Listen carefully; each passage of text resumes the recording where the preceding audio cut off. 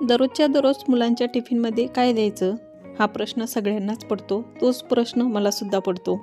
एखाद्या वेळेस नाश्त्याला दररोज काय बनवायचं, तर तुम्ही हा पदार्थ बनवू शकता, मुलांच्या टिफिनमध्ये देऊ शकता. तर इथे तुम्ही पाहिलं असेल तर एका प्लेटमध्ये मी पनीर घेतलेलं आहे, त्याच्यामध्ये ठेचून घेतलेला लसूण घेतलेला आहे आणि थोडासा सांबार कट करून घेतलेला आहे. तर इथं मी एक पोळी लाटून घेतली आणि त्याच्यावरती पहिले सांबार टाकून घेतला, त्याच्यानंतर त्याच्यावरती ठेचून घेतलेला जो लसूण होता ना तो ॲड केला आणि त्याच्यावरती आपल्याला मसाले टाकायचे. तुम्ही तुमच्या आवडीनुसार कोणतेही मसाले टाकू शकता. तर इथं मी धनिया पावडर टाकली, त्याच्यानंतर तिखट ॲड केलं, त्याच्यानंतर त्याच्यावरती थोडीशी हळद टाकली आणि थोडासा गरम मसाला टाकला आणि आवर्जून याच्यावरती थोडंसं मीठसुद्धा टाकायचं, म्हणजे चव खूप छान येते.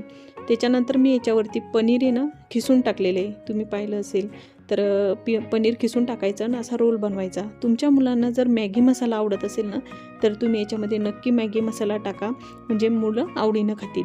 तर कारण देवांशले तर सवय लावलेली नसल्यामुळं मॅगी मसाल्याची तर मी काही टाकला नाही.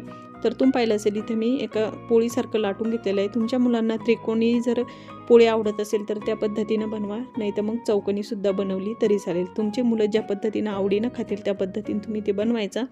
आणि इथं हा पराठा एकदम मस्त खरपूस भाजून घ्यायचा. थोडं थोडं तेल टाकायचं आणि मस्त असा हा पराठा भाजून घ्यायचा. चवीला अप्रतिम होतो आणि चव पण खूप छान लागते. तुम्ही नाश्त्यासोबतही खाऊ शकता, मुलांच्या टिफिनमध्ये देऊ शकता, एखाद्या वेळेस तुम्ही जेवणासोबत सुद्धा खाऊ शकता. तर चला भेटूया पुढच्या व्हिडिओमध्ये आणि पुढच्या एका छानशा रेसिपीसोबत. तोपर्यंत सगळ्यांना बाय.